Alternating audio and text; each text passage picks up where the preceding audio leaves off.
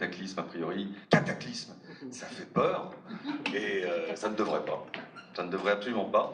Je vais donc en profiter pour parler un petit peu de Laurent, qui est le chef de file, en tout cas un des chefs de file en France de ce qu'on appelle l'histoire globale. L'histoire globale est une transdiscipline en fait qui associe à la fois les sciences dites dures et les sciences dites molles, autrement dit les sciences exactes et les sciences humaines. Et ça permet, à travers son travail notamment, de donner un aperçu extrêmement vaste et extrêmement accessible également. Ça, c'est le talent de Laurent, d'avoir réussi, non seulement dans Cataclysme, mais dans ses autres ouvrages, faire passer une foultitude de données extrêmement riches et parfois complexes, et d'arriver à faire passer ce message. Et ça, je reconnais que c'est un talent très particulier. Je ne vais pas tenir le crachoir très longtemps. Je voudrais simplement vous faire réfléchir sur deux petites interventions que j'ai saisies au vol en écoutant France Inter. Pas beaucoup de mérite, je n'écoute que France Inter. C'est difficile ces temps-ci, ils sont en grève, mais il y a le podcast qui fonctionne très très bien. France Culture aussi, c'est bien. Alors, je vais vous les livrer pratiquement tels quels. Entendu lors du débat du 2 novembre sur France Inter au cours de l'émission Le Grand Face à Face, avec Yann LeCun, professeur d'informatique et de neurosciences à l'Université de New York, lauréat du prix Turing 2019 et directeur de la recherche fondamentale chez Facebook. Donc ce type est un des 2 ou 3 plus grands spécialistes de l'intelligence artificielle aujourd'hui. Et à un certain moment, je crois que c'était Natacha Polony ou Alibadou, peu importe, pose la question de savoir si l'homme est une machine, parce que dans son propos, on avait l'impression que l'homme était une machine. Et Yann LeCun donc répond: l'homme est une machine, ça ne fait aucun doute. L'âme, c'est comme le logiciel dans un ordinateur, c'est une vue de l'esprit, c'est comme le fonctionnement d'un logiciel, mais ça n'a pas de réalité physique. Bon, je vous laisse réfléchir là-dessus. L'autre intervention, c'est à la question: qu'en est-il de l'engagement des scientifiques? Le biologiste Marc-André Sellos, sur l'antenne de La Terre au carré, le 7 novembre, a répondu: avec toutes les bêtises que l'on fait et qui mettent en péril ce que l'on transmettra à nos enfants, en tant que scientifique, ce que je vois et ce que je prévois est tellement insupportable que je serais totalement irresponsable de ne pas me poser la question.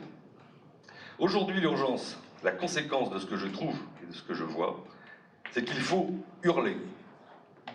Sans transition, je passe la parole à vous. Merci Lionel. Je remercie la tannerie, je remercie Lionel pour organiser cet événement. Tout est parti d'un petit coquelicot parce que nous sommes croisés, Lionel et moi, à Paris. On avait un coquelicot et on a commencé à en parler. Et puis voilà, c'est comme ça qu'au final, je me retrouve à faire cette conférence. Il y a des coïncidences et il n'est pas forcément besoin de hurler, même si effectivement parfois ça aide à se libérer d'une certaine angoisse. Alors, par rapport à l'effondrement, Cataclysme est sorti il y a maintenant 2 ans et demi et il a été très relayé dans les milieux dits effondristes ou collapsologues. J'ai beaucoup évolué dans ces milieux ces dernières années, mais peu importe, je ne me considère pas comme un collapsologue, c'est-à-dire quelqu'un qui tient la fin du monde pour certaines et qui s'y prépare, mais plutôt comme un effondriste, c'est-à-dire que je pars du postulat que le futur n'est pas connaissable, mais que, en revanche, un certain nombre d'éléments aujourd'hui sont extrêmement menaçants. Et donc, il est possible que nous soyons sur un horizon d'effondrement au cours du XXIe siècle, ou plus probablement d'ailleurs, un horizon d'érosion des possibles, et je m'en expliquerai à la fin. Je vais commencer par une des dernières news. Lire aujourd'hui la presse scientifique, ce que je m'emploie à faire, est une tâche qui devient de plus en plus angoissante, anxiogène, je dirais. Par exemple, il y a une étude récente qui est parue le 30 octobre, qui a été faite par une équipe allemande qui a relevé en Suisse, en Autriche et en Allemagne la proportion d'arthropodes, donc c'est tout ce qui est animal articulé, insectes, araignées, etc., et qui a constaté qu'en 10 ans, donc en Europe occidentale, la proportion d'arthropodes, la biomasse des arthropodes avait chuté des 2 tiers. 2 tiers des arthropodes ont disparu en 10 ans d'Europe. Alors, bon, je vous passe les détails, mais la conclusion induite, c'était qu'ils ne pouvaient pas en rechercher les causes avec certitude parce qu'ils ne disposaient pas du budget nécessaire, mais ils incriminaient, par défaut évidemment, les pratiques agricoles. On comprend bien dans ce cas que si effondrement il y a aujourd'hui, il y en a un qui est attesté, qui est palpable, c'est l'effondrement du vivant. On le vit aujourd'hui, on le voit dans les oiseaux, on le voit en observant les insectes. Voilà. Mais cet effondrement-là, cette défaunation, elle a une longue histoire, et c'est cette histoire-là que j'ai retracée dans Cataclysme, entre autres histoires. Cataclysme est une tentative, est une synthèse de brasser large l'histoire environnementale de l'humanité à une très grande échelle selon les méthodes de l'histoire globale, comme l'a dit Lionel. C'est-à-dire, il s'agit de revenir dans le passé, le plus lointain possible, et de savoir comment nos ancêtres ont interagi avec leur milieu, comment ils ont modifié leur milieu, et naturellement, comment les milieux les ont modifiés, parce que c'est une relation permanente. Pour comprendre comment ça se passe, il faut bien garder en tête que tout organisme vivant est en fait une machine, alors je ne vais pas parler de mécanique, mais une machine à capter de l'énergie, à la dégrader pour ses besoins, se déplacer, se nourrir, avoir une action, et que donc tout est une affaire de captation d'énergie, fondamentalement. Et là où nous autres humains avons singulièrement innové dans le règne animal, c'est par notre capacité à capter énormément d'énergie en étapes successives. Lionel m'a mentionné comme étant le chef de file de l'histoire globale, alors j'aimerais bien, mais non. Je suis un vulgarisateur de l'histoire globale. En France, il y a quelques historiens qui en font et quelques économistes ou anthropologues. Si chef de file il y a aujourd'hui en France, je dirais que c'est plutôt Alessandro Stanziani ou peut-être Christian Gratalou, qui se réclame plutôt d'un courant parallèle, la géohistoire. Pour ma part, je diffuse les acquis de l'histoire globale, qui est un courant qui est né aux États-Unis il y a un peu plus de 50 ans, et dont les fondateurs n'ont jamais été vraiment traduits en France. Ils sont très mal connus, William McNeill et Alfred Crosby. Et en fait, leurs ouvrages, même s'ils datent de 30 ans, sont formidablement d'actualité. Je vais vous parler pendant cette conférence un peu de Crosby notamment, autour d'une notion qui s'appelle l'échange colombien, et nous verrons que même si cette notion a été définie dans les années 70, elle reste extraordinairement utile pour comprendre les processus qui nous arrivent aujourd'hui, alors même que le livre n'a jamais été traduit en français et est quasiment inconnu d'un certain nombre d'historiens.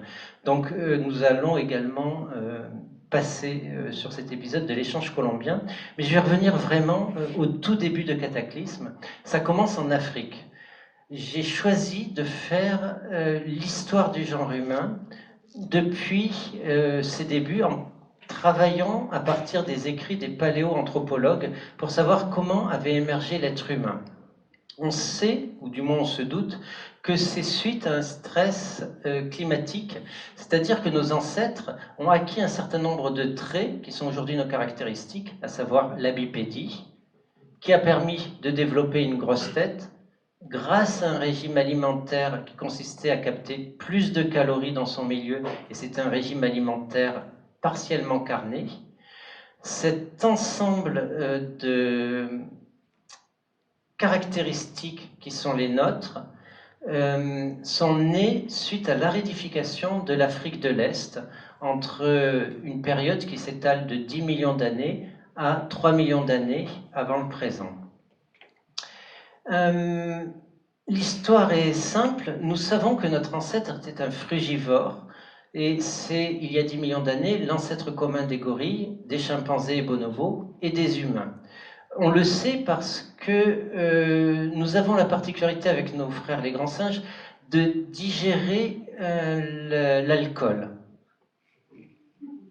Cela signifie simplement que cet ancêtre commun, il y a 10 millions d'années, s'est mis à manger des fruits trop mûrs, tombés des arbres. Et si donc il était à terre, c'est que le couvert forestier commençait à reculer. À partir de là, il y a eu plusieurs solutions qui ont été expérimentées par la sélection naturelle, tout simplement. Ceux qui sont partis vers l'ouest sont restés à quatre pattes, gorilles et chimpanzés.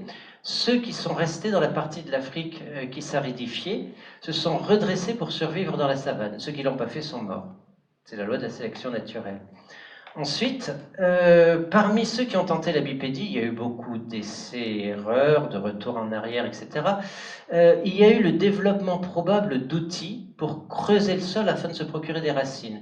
Et l'évolution à ce moment-là chez les hominidés a pris deux voies différentes, deux tentatives.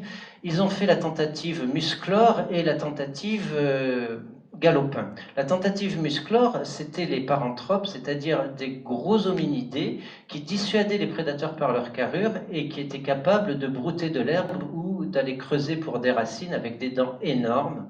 Et ceux-là ont disparu. La solution des Homo, il y a 3 millions d'années, et avant eux des australopithèques, leurs ancêtres probables, c'était d'être plus petits, plus rapides.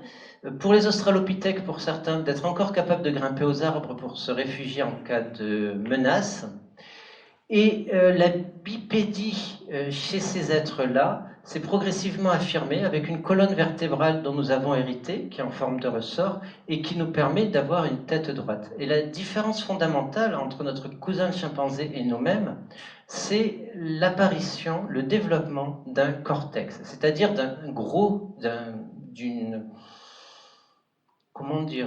extension du cerveau qui va se loger sur le front et qui n'est rendu possible en fait que par la station debout. Parce que imaginez un chimpanzé qui a un crâne aussi gros que nous, c'est-à-dire 4 fois plus volumineux que le sien, un cerveau 4 fois plus volumineux que le sien, mais qui serait resté en station quadrumane. Eh bien, il n'aurait jamais la nuque assez solide pour la tenir. Le fait que nous soyons debout nous permet d'avoir un gros cerveau avec un rapport de masse cervicale par rapport au corps qui est inédit dans le monde animal. Ça ne veut pas dire forcément qu'on soit plus intelligent, c'est qu'on développe certains processus cognitifs dans ce cerveau-là grâce à notre cortex que les autres animaux ne développent pas. Et notamment, sont allés de concert dans cette acquisition-là la capacité de manger de la viande. Et fondamentalement, nos ancêtres n'étaient pas équipés pour. Je vous ai dit qu'ils descendaient de frugivores. Nous avons une petite mâchoire. Essayez de dévorer du sanglier cru avec votre mâchoire, vous aurez du mal à le faire, alors qu'un loup y arrive très bien. Nos ancêtres ont contourné la difficulté grâce aux outils. Les premiers outils, les premières pierres, servent à hacher la viande pour pouvoir l'ingérer. En d'autres termes, nous sommes devenus humains en mangeant des steaks hachés. Évidemment, le régime n'était pas 100% carné, nous étions omnivores, ce qui nous permettait de nous adapter à un grand nombre de niches écologiques. Et à partir de là s'enclenche l'histoire de ce singe devenu omnivore, bipède, dont les épaules se sont libérées pour jeter des projectiles, dont les mains sont désormais libres pour forger des outils toujours plus performants, et dont le cerveau se développe pendant 2 millions d'années pour acquérir une nouvelle cognition. Cette histoire-là, elle se scande finalement un peu comme un récit biblique en 7 jours qui sont autant d'étapes d'évolution. Le premier jour, c'est l'évolution, la révolution corporelle, le fait de devenir bipède, de développer une grosse tête. Le deuxième jour, c'est la révolution cognitive, c'est-à-dire que les structures superficielles du cortex génèrent des interactions plus prononcées entre les humains qui aboutissent à la création du langage, de l'art et à la maîtrise du feu. Ça, c'était il y a à peu près 300 000 ans, pour faire un bloc. Entre 300 000 et 200 000 ans, c'est la révolution cognitive. Le troisième jour, c'est la révolution agricole, on pourrait dire la révolution de domestication, où nous avons domestiqué le vivant. Le quatrième jour, donc la révolution agricole, c'était il y a à peu près 10 000 ans. Le quatrième jour, c'était une révolution un peu particulière, celle de la morale, sur laquelle je reviendrai tout à l'heure, où nous avons inventé à la fois les dieux universels, les empires universaux et l'argent. C'était il y a 2500 ans. Ensuite, il y a eu une autre révolution, il y a à peu près 200 ans, la révolution énergétique. Nous avons libéré le pouvoir des énergies fossiles. Puis nous avons vécu, à partir d'il y a 30 ans, une révolution médiatique, une nouvelle façon de nous organiser, non seulement à travers les ordinateurs, mais également à travers l'économie. Et aujourd'hui, nous vivons une 7e et dernière, peut-être, révolution, une révolution évolutive qui est à la fois contrôlée à travers des technologies comme la génétique et incontrôlée à travers les substances chimiques que nous déversons dans notre environnement et qui nous font muter. Et cette histoire-là, vous comprenez bien dans ces échelles de temps qu'elle est en train de s'accélérer. C'est-à-dire que nous avons impulsé au temps une accélération dans notre développement. Et c'est cette accélération-là que l'on va essayer de restituer en reprenant donc le récit au moment où nous sommes redressés, nous avons commencé à chasser. Les premiers impacts sur le milieu, ils sont à peine perceptibles. Il y a un paléoanthropologue suédois, Lars Werdelin, qui a déterminé, d'après les registres fossiles en Afrique, il y a environ 2,5 millions d'années, que les grands prédateurs ont reculé des niches écologiques qu'ils occupaient jusque-là aux endroits où les premiers humains sont attestés. Et l'hypothèse qu'il fait, ça reste une hypothèse parce que le registre n'est pas assez solide pour vraiment étayer cette idée, c'est que un nouveau prédateur est arrivé sur scène et a commencé à repousser les autres prédateurs. Alors ça semble un peu fou parce qu'à l'époque, les prédateurs en Afrique, on parle d'animaux qui pouvaient peser jusqu'à 500 kilos, voire pour certains une tonne. On y trouvait des ours, des lions géants, des hyènes géantes, etc. Et on voit mal comment nos ancêtres, assez chétifs, auraient pu se mesurer à eux, si ce n'est peut-être à la façon d'un dompteur. Vous voyez un dompteur dans une cage à lions, et finalement la détermination de l'humain face à l'animal, le fait qu'il puisse utiliser des outils, qu'il puisse crier, qu'il puisse lui permet de prendre l'ascendant sur pourtant un être qui, s'il avait les mêmes processus cognitifs que l'humain qui lui fait face, le déchiquetterait aisément. C'est de la même façon qu'un cornac, finalement, peut arriver à dresser un éléphant sauvage. Le rapport de force semble complètement fou, mais il est tout à fait possible d'apprendre à une bête de 5 ou 6 tonnes de vous obéir, à condition que vous ayez les techniques et l'entraînement pour cela.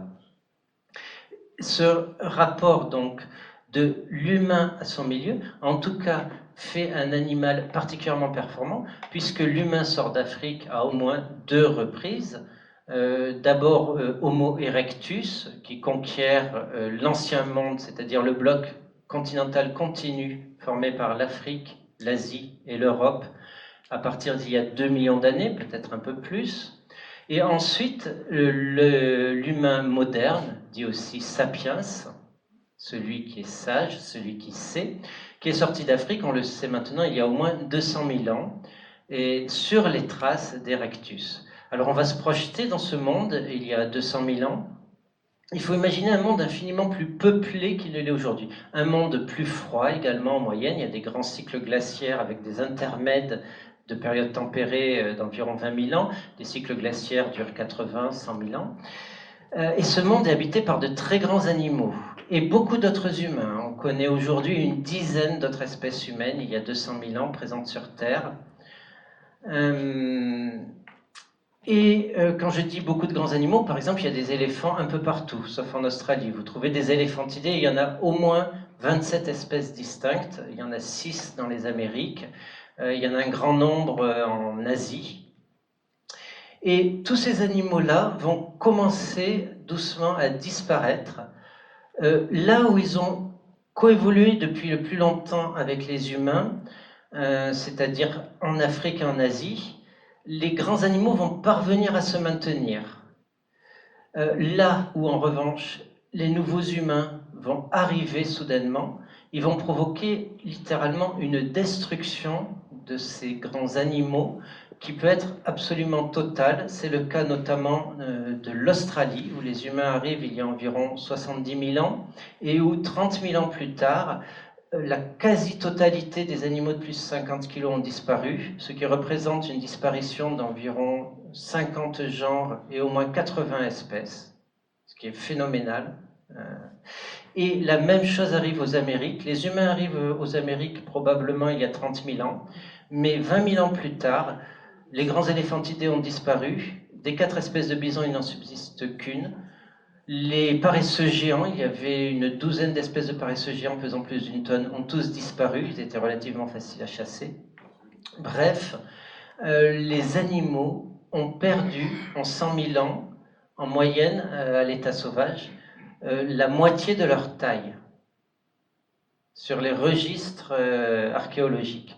Alors, certains archéologues incriminent les variations climatiques, d'autres l'action de la chasse. Les deux se sont probablement combinés, et pour ma part, je pense que la chasse a été l'élément déterminant de ces extinctions, parce que tous ces grands animaux-là avaient survécu à plusieurs périodes de froid. En moyenne, une espèce vit 800 000 ans, et la plupart de ces grands animaux-là avaient connu au moins 6 cycles de refroidissement. Donc la cause, en tout cas ce qui les a précipités dans l'abîme, c'était bien l'arrivée des humains. Ça change complètement les milieux. Par exemple, l'Australie, à partir du moment où elle perd ses grands animaux, change littéralement de paysage. C'est un continent déjà relativement érodé et pauvre, mais la disparition des grands animaux qui régulaient les forêts qui existaient, les grands herbivores broutaient le feuillage ou broutaient les herbes et régulaient ainsi les incendies. À partir du moment où les humains arrivent et se livrent également à ce qu'on appelle le brûlis parcellaire, qui est testé en Australie depuis 40 000 ans, c'est-à-dire brûler à petites touches le paysage afin de contrôler ce qui pousse, quels animaux s'y reproduisent, etc., aboutit à littéralement changer les paysages d'Australie, les aridifier. Les grandes forêts du centre de l'Australie disparaissent. 4 fleuves coulaient en Australie, 5 fleuves coulés en Australie, il en subsiste aujourd'hui un, le bassin de la Murray. Les autres se sont interrompus, littéralement, il y a 40 000 ans, suite à cette déforestation massive. Et on pense aujourd'hui que c'est l'arrivée des aborigènes qui, sur le temps long, ça a mis plusieurs dizaines de millénaires, a érodé les milieux jusqu'à un point de non-retour. Donc on voit bien que l'action humaine est potentiellement dévastatrice, parce que les aborigènes n'ont jamais été très nombreux, jamais plus de quelques centaines de milliers, et pourtant, petite touche par petite touche, en faisant disparaître certaines grandes espèces plus faciles à chasser, en repoussant d'autres par le feu dans des espaces de plus en plus réduits jusqu'à ce qu'elles s'éteignent, ils ont réussi à changer littéralement le couvert végétal d'un continent et donc à modifier le climat à l'échelle d'un continent. Et la présence humaine a donc progressivement entraîné l'extinction des grands animaux, sauf là où les grands animaux avaient coévolué avec nous, avaient assisté à nos progrès en matière de chasse et avaient appris à nous éviter, ce qui était surtout le cas de l'Asie et de l'Afrique. Et finalement, nos ancêtres se sont retrouvés face à un piège par rapport à leur succès évolutif il y a 10 000 ans. Ils avaient conquis la planète entière, il leur restait encore 2 grandes îles à découvrir, c'était Madagascar et la Nouvelle-Zélande, mais pour le reste, ils étaient partout.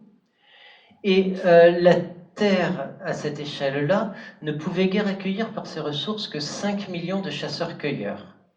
À peu près, c'est le plafond qui a été calculé. On pense qu'on a atteint ce nombre il y a environ 35 000, 30 000 ans, grâce à l'intensification des techniques de chasse et à l'apparition de nouveaux modes de communication qui sont attestés en tout cas par les peintures pariétales, différentes choses qui permettent de voir l'émergence de commerce longue distance, le renforcement de liens sociétaux. Donc pendant la période qui va de 30 000 ans à 10 000 ans, nous avons à peu près 3 à 5 millions d'humains sur Terre et des milieux qui sont de plus en plus intensément exploités. Jusqu'il y a 10 000 ans, où on va faire sauter ce cliquet malthusien. Un cliquet malthusien, c'est le fait qu'une population se maintienne en proportion des ressources disponibles. Si elle croît trop, elle meurt de faim et elle redescend à cette limite de ressources naturelles.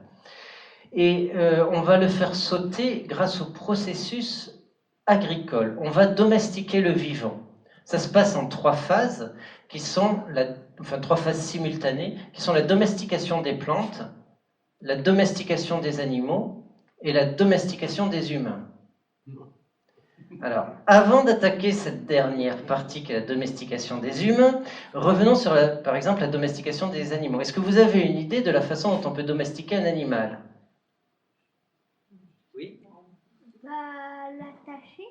l'attacher. Alors en général, ça ne suffit pas. Quand nos ancêtres ont commencé à domestiquer des animaux, ils avaient affaire à des animaux très puissants. Un petit, le nourrir, l'apprivoiser. Voilà, exactement.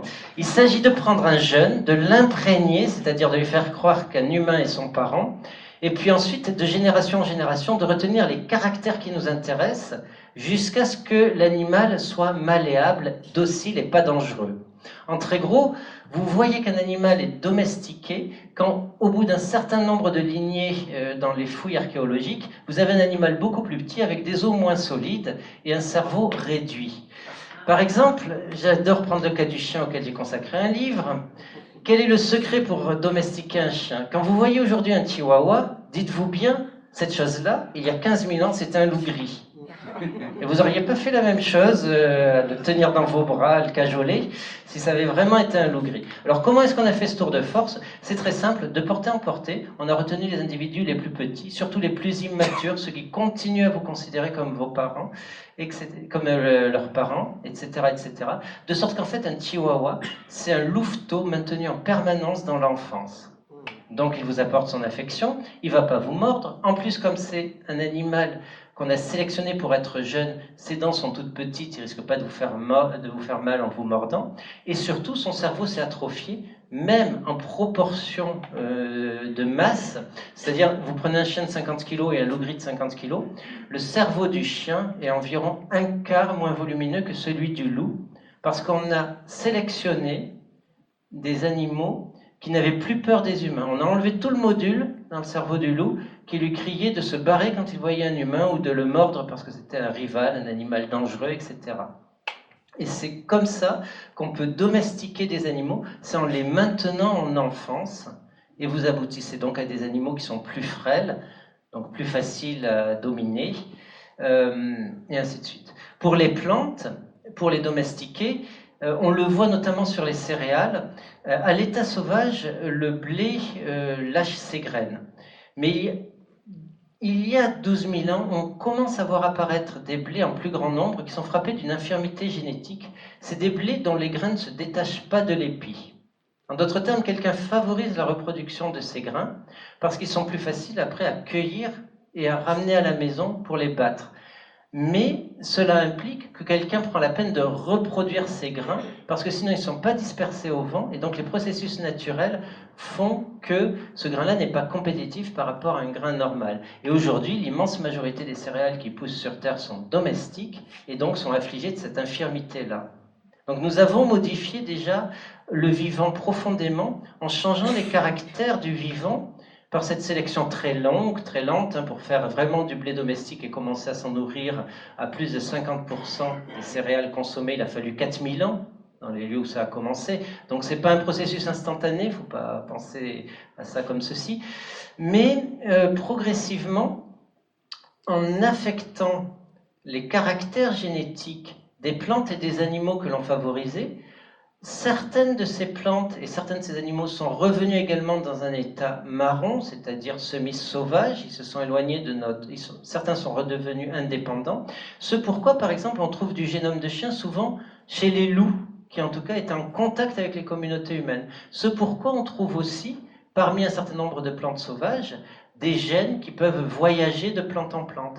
Donc la domestication n'a pas affecté que les animaux et les plantes que nous avons choisi d'intégrer dans notre domaine, n'a pas affecté que les forêts que nous avons abattues pour planter des champs, mais a affecté également progressivement le vivant, en empêchant parfois le développement de certaines plantes, au point que certaines plantes domestiquées aujourd'hui, on se demande encore quels étaient leurs ancêtres sauvages parce qu'on ne le retrouve plus. C'est le cas du maïs, c'est toujours en débat, on pense que c'est la théocinthe, l'ancêtre, mais on n'en est pas sûr, on ne trouve pas de plante à l'état sauvage qui ressemble totalement au maïs. Il y a un certain nombre ainsi de plantes dont on se pose cette question-là, d'où est-ce qu'elles sortent? Des plantes domestiques.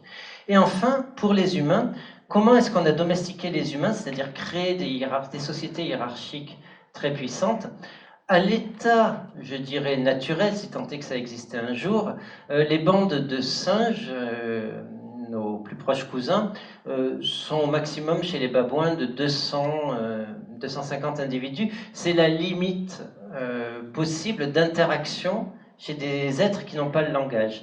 Le langage syntaxiquement développé, comme l'est le langage humain, probablement développé depuis 100 à 300 000 ans, permet en fait de transcender cette barrière. Certaines langues permettent de communiquer avec des milliards de personnes aujourd'hui, beaucoup plus que celles dont on pourrait reconnaître le visage dans des interactions quotidiennes. Et un certain nombre d'idéologies communes permettent également d'abréger cette barrière du groupe semi-familial, de la tribu, c'est-à-dire que l'on peut étendre le collectif aujourd'hui à travers d'autres groupes inclusifs comme la religion, la nation ou d'autres types de reconnaissance, formant des groupes dans lesquels nous reconnaissons nos pairs. Ce qui n'aurait pas été possible initialement sans langage.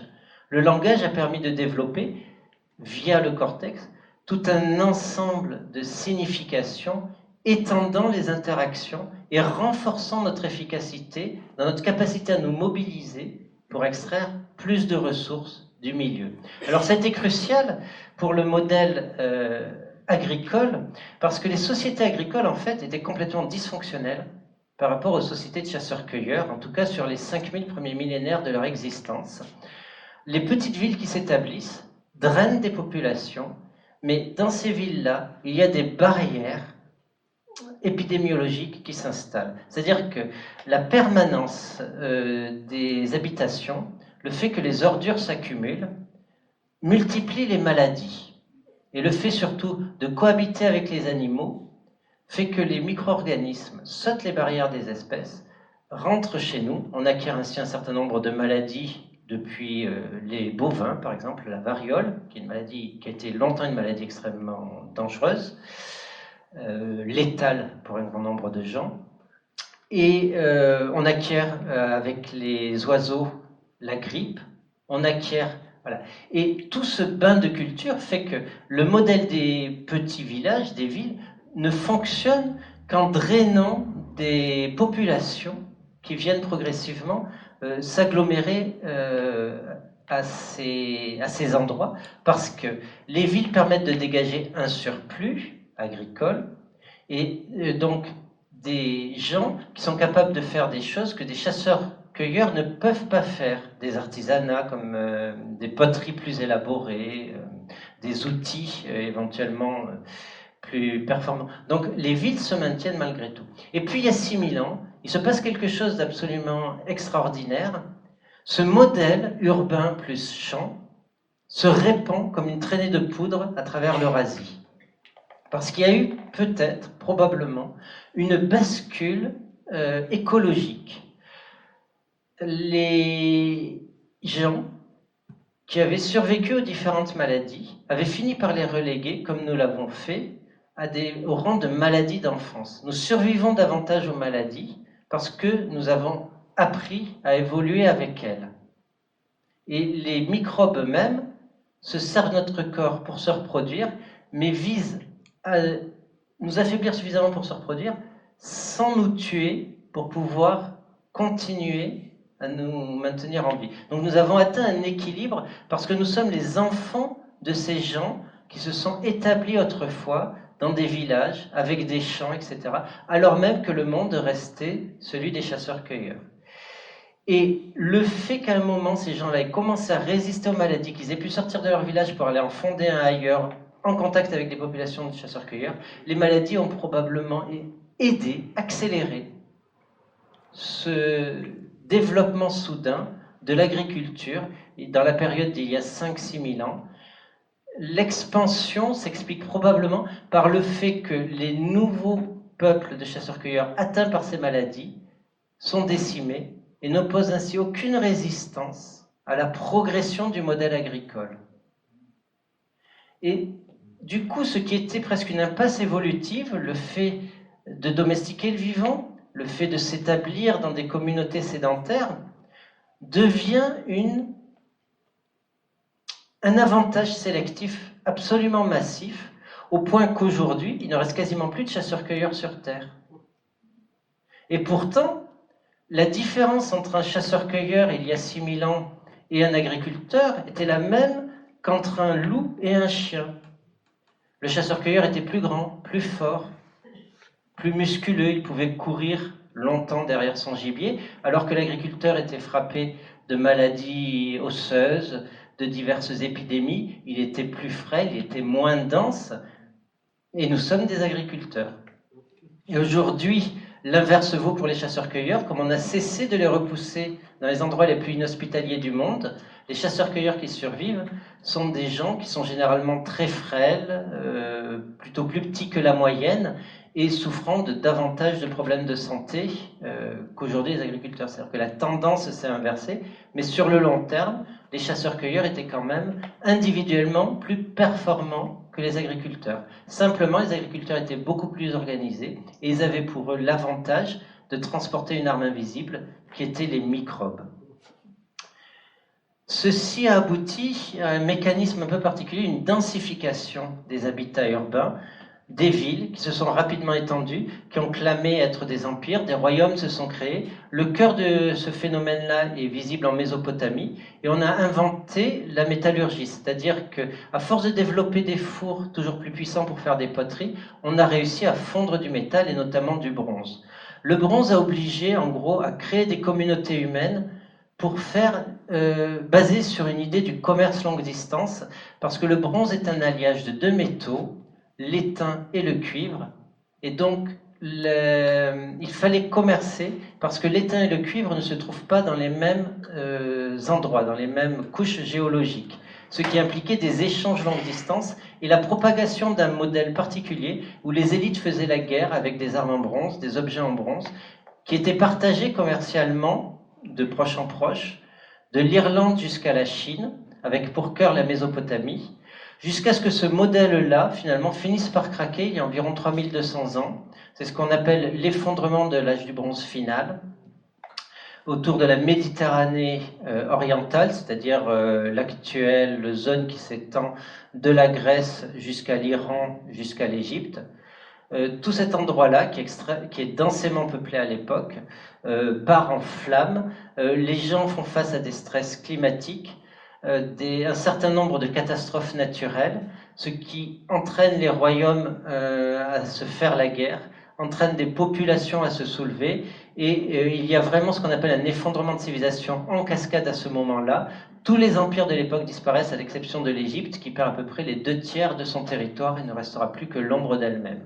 Donc il y a eu un moment où le succès des civilisations, en fait, a été mis en question par un certain nombre d'événements environnementaux et des décisions politiques peut-être qui ont été mal prises, c'est-à-dire que les auteurs qui ont étudié cet événement estiment que les systèmes d'alliances qui existaient pour consolider le commerce sur longue distance ont fonctionné dans un premier temps. Quand il y avait des famines, on envoyait des grains d'un pays à l'autre.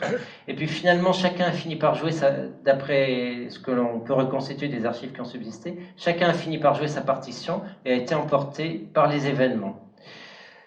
Cela a créé finalement de nouvelles conditions qui sont apparues très visibles il y a 2500 ans, avec l'apparition d'une nouvelle métallurgie. Les progrès ont continué dans la capacité à faire des poteries de plus en plus fines. Les fours ont monté en température et on a pu fondre du fer. Et ça a tout changé. Le fer par rapport au bronze ne nécessite pas de faire du commerce longue distance. Vous avez du fer ou pas sur un territoire donné. Vous pouvez également plus facilement mettre en œuvre des outils pour creuser le sol. Et il y a 2500 ans, on assiste à une capacité des humains, grâce au fer dans l'Ancien Monde, à extraire plus de calories de leur milieu avec moins de paysans.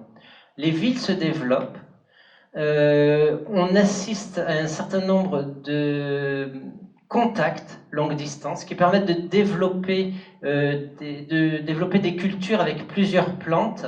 On voit se diffuser des plantes beaucoup plus vite qu'autrefois, des plantes domestiques, et la population d'agriculteurs se réduire alors même que la production alimentaire augmente. Donc cette captation d'énergie supplémentaire permet la constitution d'entités politiques plus importantes qui entrent en contact sur de longues distances. Et ce cadre-là favorise l'émergence de nouvelles idéologies qui prennent une forme étatique, qui est la forme de l'empire universaliste, qui vise à conquérir ses voisins ou du moins à les dominer, et à assurer les conditions nécessaires au commerce, c'est-à-dire à sa richesse. On voit apparaître des religions universalistes qui sont toutes basées sur le même message: ne fais pas à autrui ce que tu ne voudrais pas qu'il te fasse, ce que l'on appelle la règle d'or, un message à double réciprocité qui permet en fait de favoriser le commerce et les échanges, c'est-à-dire que au lieu de vénérer des dieux qui sont propres à une communauté et qui aident cette communauté à prospérer ou à remporter la victoire sur les voisins, on a affaire désormais à des dieux qui s'adressent à l'ensemble de l'humanité, ou en tout cas à l'ensemble des gens avec lesquels vous pouvez entrer en contact. Et le troisième élément clé, qui lui est matériel et qui apparaît à 3 endroits différents de l'Ancien Monde, à peu près simultanément sous des formes différentes, c'est la monnaie métallique, un étalon de valeur qui permet de donner une valeur aux marchandises, qui permet également de les payer et qui permet également d'être thésaurisé, c'est-à-dire mis de côté pour garder cette valeur. Donc la naissance de l'argent. Les trois sont vraiment nés en même temps, et les idéologies universalistes de cette époque ont pour nom en Chine le confucianisme ou le bouddhisme, pardon, pas le bouddhisme, mais le taoïsme, en Inde le bouddhisme et l'hindouisme, au Proche-Orient l'hébraïsme qui donnera, en tout cas le monothéisme hébraïque qui donnera naissance au judaïsme, puis au christianisme, puis à l'islam. Et on voit également apparaître un certain nombre de pensées, des philosophies chinoises, des philosophies grecques. Pythagore, Bouddha, Confucius sont des contemporains, des quasi-contemporains, on parle sur une période de 2 siècles. Mais ils témoignent d'un nouveau moment où des processus créatifs se sont articulés et ont débouché sur une trajectoire. Je ne dis pas que c'était forcément écrit, mais en tout cas, la plupart des sociétés ont emprunté cette trajectoire et cela leur a donné suffisamment de succès pour que les axes choisis par d'autres sociétés à ce moment-là soient moins pertinents pour la suite de notre histoire et finissent littéralement presque par s'effacer.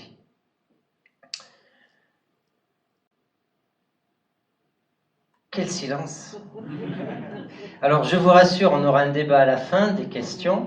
Je vais maintenant sauter à l'étape suivante, qui est, si vous vous rappelez bien ma succession de révolutions, la révolution énergétique, dont nous sommes vraiment les enfants. Cette révolution énergétique qui intervient il y a 2 siècles. Mais avant cela, je voudrais faire une petite incise pour revenir à Alfred Crosby, qui est en fait autour d'une question qui est le fondement même de l'histoire globale. L'histoire globale s'est construite il y a 57 ans autour d'une poignée d'historiens, et notamment William McNeill, qui s'est posé la question pourquoi l'Europe a-t-elle dominé le monde au XIXe siècle et imposé ses valeurs, son fonctionnement de société. Et donc il a consulté les sources disponibles, et à l'époque, il faut bien comprendre que l'histoire avait été née vraiment comme discipline académique et avait été créée en Europe au XIXe siècle pour constituer des États-nations, pour faire nation. Donc il y avait des récits collectifs qui expliquaient tous, qui étaient issus du XIXe siècle et qui expliquaient tous que l'homme blanc était particulièrement inventif, je dis bien l'homme et pas la femme, et que du coup il avait eu vocation à dominer la planète. Et il y avait quelques récits qui étaient parce qu'il avait le christianisme pour lui, qui est une religion de progrès avec un horizon déterminé, ou que c'était grâce aux armes, ou que c'était grâce à la sidérurgie, ou que c'était... voilà. Et McNeill a donc écrit un livre qui s'intitulait « Pourquoi l'Occident domine le monde ». Et puis 30 ans plus tard, il a fait une nouvelle édition de son livre, qui était fondateur de l'histoire globale, en disant « Mais en 30 ans, à partir des questions posées dans mon livre, on apporte une réponse complètement différente. » Parce qu'entre-temps, on avait étudié vraiment l'histoire des autres civilisations, et on s'était rendu compte qu'elles avaient été par moments beaucoup plus performantes que l'Europe. C'est-à-dire que le grand récit d'une Europe qui avait été toujours en tête de l'histoire était complètement faux. Il suffit de se pencher sur les alentours de l'an, mettons, autour de Charlemagne, vers 800. C'est quoi l'Europe? C'est un ensemble de petites villes, les plus importantes sont 25 000 habitants, et encore péniblement, qui rêvent de se reconstituer en empire sur le modèle romain, avec une démographie relativement faible. Alors que si on traverse la Méditerranée, on tombe sur l'empire abbasside, l'empire musulman. Bagdad, prenons Bagdad, c'est une ville nouvelle. Vers 800, elle a été créée de toutes pièces, dans le désert, par un calife qui a décidé de prouver son pouvoir en créant une ville pouvant accueillir 800 000 habitants. Une ville ex nihilo, complètement planifiée, avec des réseaux d'égouts. Pour construire Bagdad, ils sont allés déboiser jusqu'aux mangroves de la côte orientale de l'Afrique pour avoir suffisamment de bois pour le construire. Ils ont dévié le cours d'un fleuve pour alimenter les douves, et c'est une ville qui est sur un modèle géométrique à l'image de l'univers. Et c'est une ville qui est capable d'accueillir, effectivement, autour de l'an 800, et un peu plus tard, elle montera jusqu'à 1 million d'habitants. Et il y a d'autres villes comparables en Asie. On trouve l'ancienne Taxila, on trouve surtout en Chine Chang'an, qui a été construite selon le même principe, un peu avant, par les Tang, également sur un principe géométrique avec des avenues de 80 mètres, des systèmes d'égouts très performants, etc. Et donc, soutenir dans ces conditions-là que l'Europe de l'an 800 est en avance sur le reste du monde, ça semble un peu dérisoire. Et en fait, ce que montrent les travaux finalement de McNeill, c'est que les maladies ont été déterminantes dans l'histoire humaine. Et c'est aussi grâce à son travail avec Crosby que cette idée va pouvoir surgir. Crosby se pose la même question dans les années 70 que McNeill, c'est pourquoi trouve-t-on des Européens partout sur la planète alors que les autres peuples ne se sont pas diffusés? Et sa réponse, c'est de l'ordre de la biologie.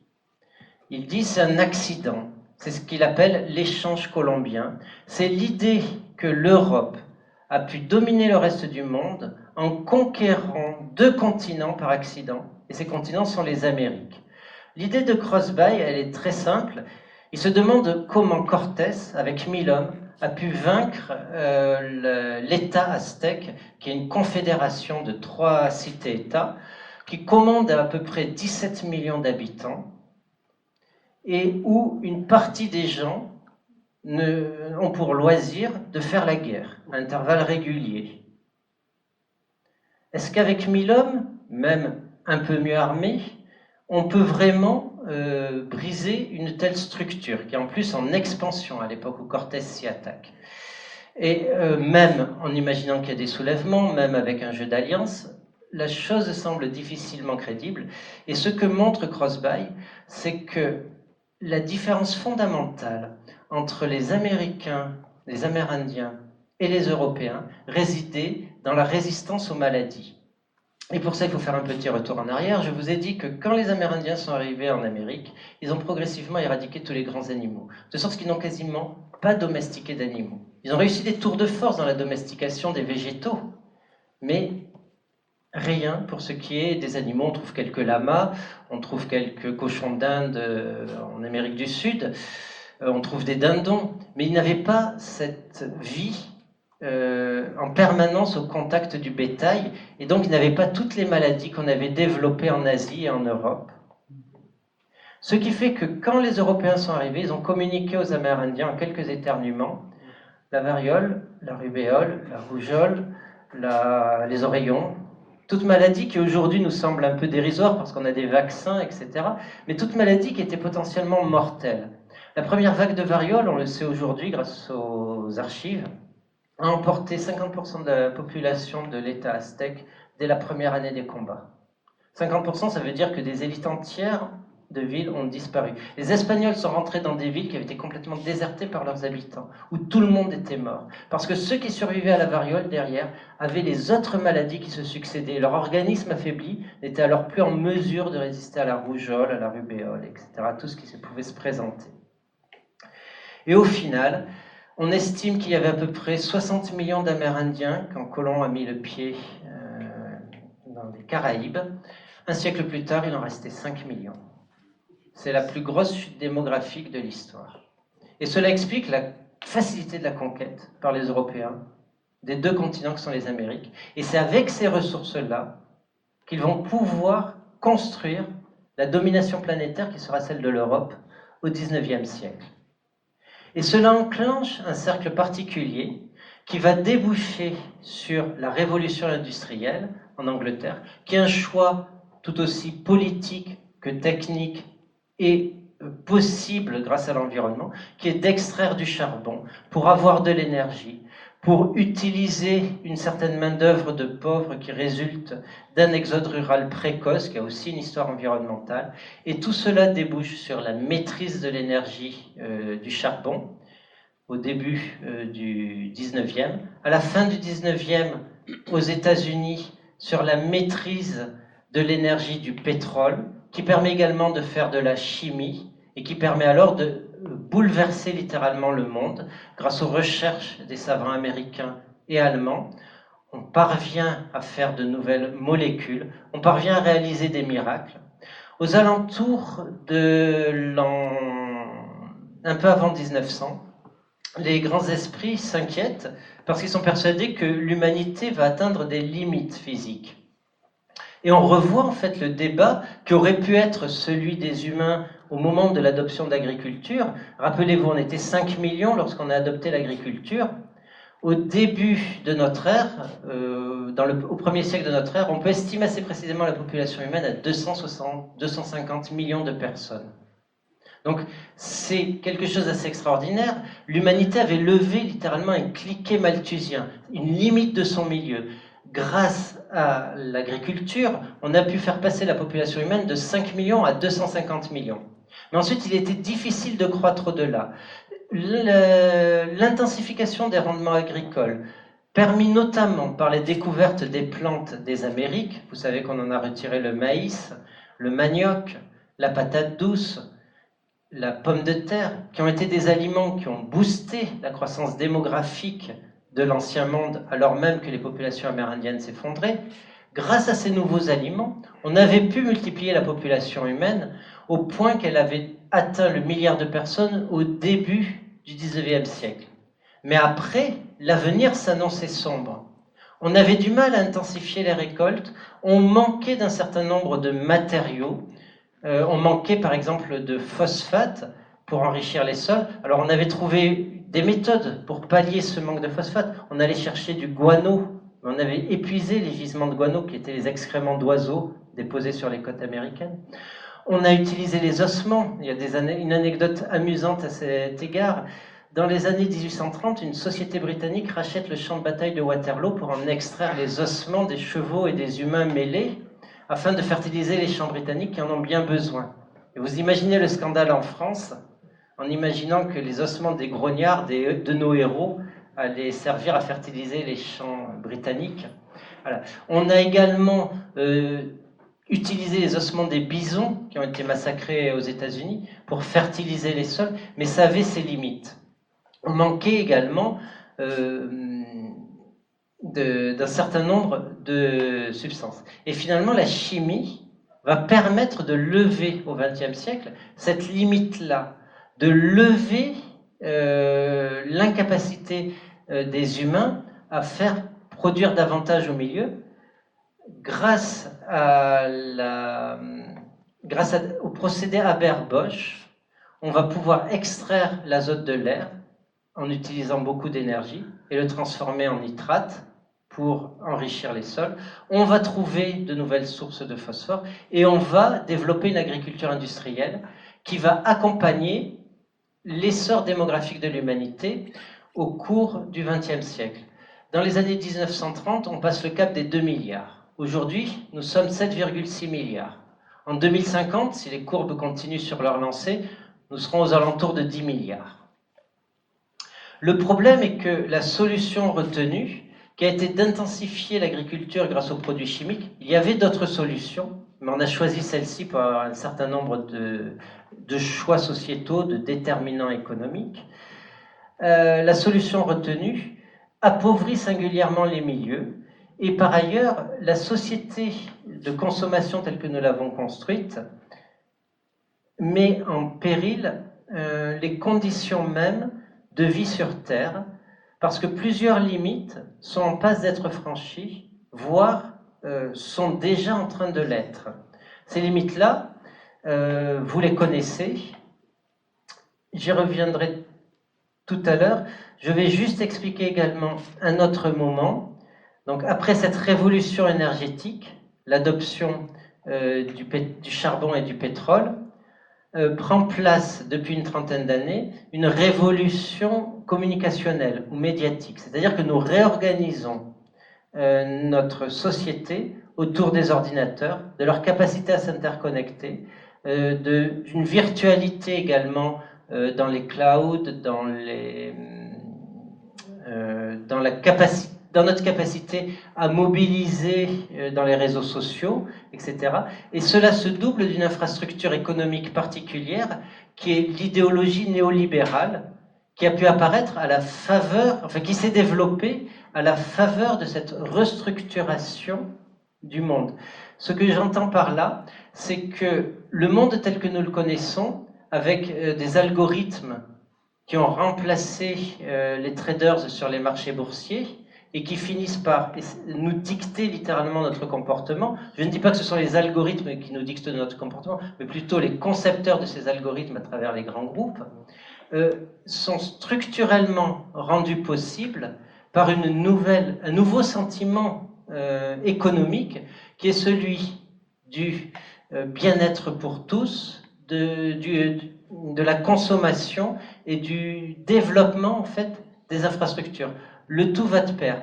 Je vais donner également un chiffre. Aujourd'hui, le réchauffement climatique, dont nous commençons à sentir les effets, résulte des émissions de gaz à effet de serre d'il y a 40 ans, c'est-à-dire de ce qui a eu lieu dans les 30 Glorieuses, à une époque où il y avait 200 millions de personnes qui vivaient bien. En ce moment, on estime qu'il y a sur Terre plus de 2 milliards de personnes ressortant de la classe moyenne, c'est-à-dire en mesure de consommer et d'épargner. En 2030, si la vague économique continue, ce sera 4 milliards de personnes qui consommeront, qui seront membres des classes moyennes et qui seront donc en mesure de consommer et d'émettre toujours plus de gaz à effet de serre. Ce pourquoi nous ne pouvons pas renoncer à nos comportements addictifs aujourd'hui, c'est parce que finalement, le néolibéralisme s'est imposé comme une sorte de nouvelle religion qui a été rendue possible par l'interconnexion du monde, par le fait que l'on puisse optimiser les marges des grands groupes, capter de plus en plus de ressources financières et les optimiser à travers des processus financiers qui se sont recouverts couche à couche au point d'en devenir opaques à nos yeux, mais qui structurent profondément les dynamiques de notre monde. Le fait que nous soyons aujourd'hui amenés à consommer et que surtout le néolibéralisme, en promettant aux gens qui vont sortir de la pauvreté, qui vont pouvoir avoir un smartphone, une voiture, un appartement, entraîne un certain nombre d'atteintes environnementales. Par exemple, quand 400 millions de Chinois se font construire un logement et qu'ils passent d'une surface qui était autrefois de 7 mètres carrés par personne à une surface qui est de 35 mètres carrés par personne, ça aboutit au fait que l'on coule énormément de béton. Aujourd'hui, le béton chinois compte pour 3-4% des émissions de gaz à effet de serre de l'humanité. Parce qu'ils sont en train de sortir de la pauvreté, de plus en plus nombreux, et que c'est un récit irrépressible. Ils ont envie de consommer, ils ont envie d'avoir un smartphone. Et on ne saurait leur jeter la pierre puisque nous sommes également, nous vivons habités par ce récit. Le problème, c'est quand ce récit-là se répand à la surface de la Terre, quand il affecte. Aujourd'hui, les Africains sont par exemple dans l'attente de ce récit. Et une partie de l'Afrique connaît des classes moyennes. Il y a peut-être 20% d'Africains qui vivent aujourd'hui dans des villes et qui sont en mesure de consommer et d'épargner. Et ce que j'entends par là, c'est que la multiplication par plus de 10 des classes moyennes en l'espace de 30 ans, accompagnant l'extension d'une nouvelle idéologie et de nouveaux moyens de faire circuler les biens et de les consommer, nous a entraîné sur une spirale dangereuse qui se traduit par, effectivement, l'effondrement du vivant dont je vous parlais tout à l'heure, puisqu'on est obligé, on veut par exemple dans ce modèle-là consommer toujours plus de viande. Et donc on est obligé de consacrer de plus en plus de surfaces agricoles à l'échelle terrestre. C'est aujourd'hui 83% à peu près des surfaces agricoles qui servent à engraisser des animaux afin qu'on puisse consommer de la viande à bas prix. Et c'est un modèle intenable, c'est-à-dire que nourrir un animal nécessite beaucoup plus de ressources que de planter un champ de blé à rendement protéinique égal. Donc nous sommes en train de surdensifier notre empreinte écologique, ce qui nous amène sur une trajectoire, je vais la résumer très rapidement, catastrophique si nous ne changeons pas nos modes de vie. La première catastrophe, elle est de l'ordre du climat. Vous connaissez tous les prévisions. Aujourd'hui, la plupart des climatologues pronostiquent, si l'on reste sur les trajectoires qui sont les nôtres aujourd'hui, un monde plus chaud de 3,5 à plus 4 degrés par rapport aux températures de référence. Je vais m'exprimer par rapport aux températures mesurées à la fin du XIXe siècle. Donc on pronostique sur la trajectoire qui est la nôtre aujourd'hui, un monde plus chaud de 3,5 à 4 degrés centigrades à la fin du XXIe siècle.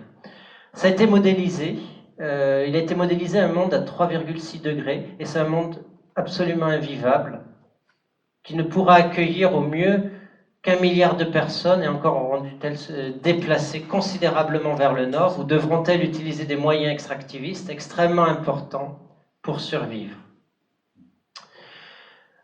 Si on remplit les objectifs de l'accord de Paris, et on en est loin, on est sur un monde à 3,2, qui est déjà catastrophique. En fait, la limite à ne pas franchir, d'après les climatologues, parce qu'on entre dans une série d'inconnus et un risque de réaction en chaîne au niveau du climat, la limite à ne pas franchir se situe aux alentours de 2 degrés centigrades. Or, cette limite-là, elle est déjà inscrite dans les émissions de gaz à effet de serre contemporains. C'est-à-dire qu'aujourd'hui, quand on vous dit qu'on s'est engagé à rester en dessous de 1,5, ce n'est pas vrai. On passera le cap des 1,5 degrés entre 2030 et 2040. Entre 2040 et 2050, on passera celui des 2 degrés. Ça, c'est acquis parce que ce sont les émissions de gaz à effet de serre que nous faisons aujourd'hui.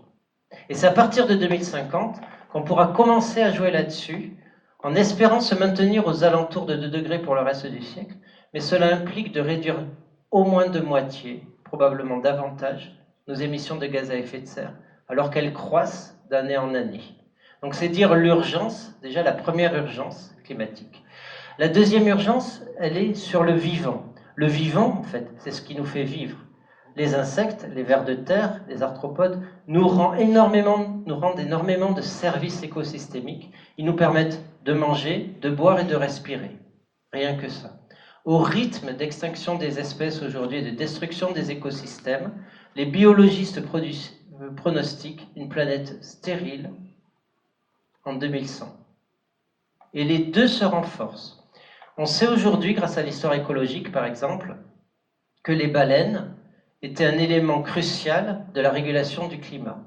Parce qu'elles mangeaient le zooplancton, qui mangeait le phytoplancton, qui captait le carbone, et les excréments des baleines, en fait, concentraient énormément de carbone, et les baleines sont de gros animaux, dont les intestins sont puissants, ils brassent, ils font des excréments très denses, et ça descend se déposer au fond des océans. Et c'était comme ça que le carbone excédentaire, que les océans, par exemple, pouvaient absorber une partie du carbone excédentaire grâce aux baleines. Or, aujourd'hui, la population de grands cétacés dans le monde a été réduite, pour les espèces qu'on a pu suivre, c'est-à-dire les espèces chassées, bien évidemment, au 50e de ce qu'elle était il y a 3 siècles. Il y a 3 siècles, il y avait 50 fois plus de baleines, en tout cas celles qu'on peut mesurer, les baleines à bosse, les baleines grises. Il y avait 50 fois plus de baleines sur Terre. Le même chiffre vaut, en fait, pour les grands animaux, comme les éléphants ou les bisons. Il y a 3 siècles, il y avait 20 millions d'éléphants sauvages en Afrique. Il en reste 300 000 et leur population s'érode de 8% chaque année. Il y a 3 siècles, il y avait 60 millions de bisons en Amérique du Nord. À la fin du 19e, il en restait 325 qui ont été sauvés par la création du parc de Yellowstone. Et aujourd'hui, à l'état réellement sauvage, il en reste 12 000. Même si officiellement, ils sont 900 000, c'est ce que vous trouverez sur les sites, mais ces 900 000-là sont pour l'essentiel des animaux hybridés avec des vaches, des buffalos. Ce ne sont pas des bisons en mesure de survivre à l'état sauvage. Alors, est-ce que tout espoir est perdu? La réponse n'est pas forcément non, mais il importe de complètement se mobiliser, de refuser la destruction du vivant, de penser à réinstaurer des espaces sauvages, à réensauvager littéralement une bonne partie de la terre, afin que les équilibres des forêts, afin que les équilibres des grands animaux puissent se réinstaurer sur certains endroits pour que les services écosystémiques que nous a rendus jusqu'ici la nature soient toujours en état. Si nous continuons à les détruire aujourd'hui au nom du profit, alors nous ne serons probablement plus en mesure, à la fin du XXIe siècle, de penser à autre chose qu'à la survie pure pour les survivants. Voilà. Je voulais juste terminer sur ce petit message d'alerte. Et comme il est 8h30, je pense qu'on peut commencer à entamer le débat. Si vous avez des questions, je suis à votre disposition.